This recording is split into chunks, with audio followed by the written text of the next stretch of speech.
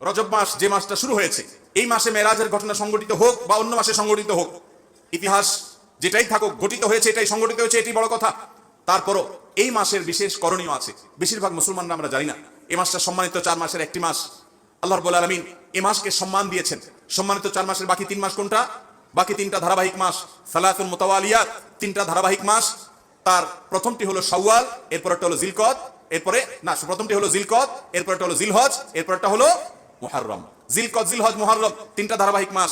আর রজব মুদার আল্লাযী বাইনা জুমাদা ওয়া শাবান, আর রজব মাস যেটা এখন আমরা পার করছি, বাংলাদেশের বেশিরভাগ মুসলমানরা রজব মাস 2, 4, 5 দিন, 10 দিন, 20 দিন, এমনকি গোটা মাস শেষ হয়ে যায়, জানেও না যে আগের মাস জুমাদা সানিয়া মাসের সাথে এই মাসের একটা পার্থক্য আছে।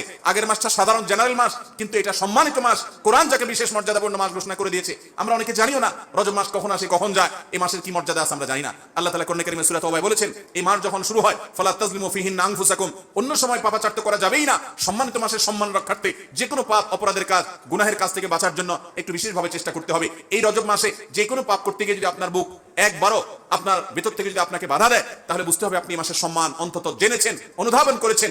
এই ধারণাই আমাদের সমাজ থেকে বিলুপ্ত হয়ে গেছে। আল্লাহ তাআলা আমাদেরকে সম্মানিত মাসের সম্মান রক্ষা করার তৌফিক দান করুন। ভাইরা আমার, এর বাইরে সম্মানিত মাসে যুদ্ধ বিগ্রহ করাকে আল্লাহ তাআলা নিষেধ করে দিয়েছেন। আমরা ঝগড়াঝাটি থেকে বেঁচে থাকার চেষ্টা করব।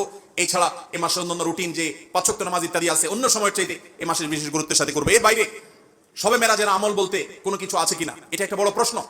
আমরা যখনই রজব মাস শুরু হয়, তখনই আমরা জিজ্ঞাসা করতে থাকি আলেমদের কাছ থেকে যে শবে মেরাজের নামাজ কিভাবে পড়বো, এই শবে মেরাজের আমলটা কি।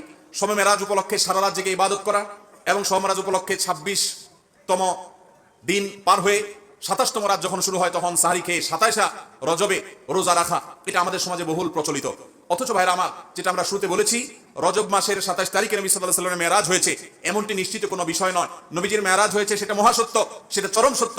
সেটা কি রজবে হয়েছে, না জুমাদাল, নাকি সেটা রবিউল আউয়ালে হয়েছে, নাকি রমাদানে হয়েছে, নাকি শাওয়ালে হয়েছে, 15-16টি মত আছে ইতিহাসবিদদের।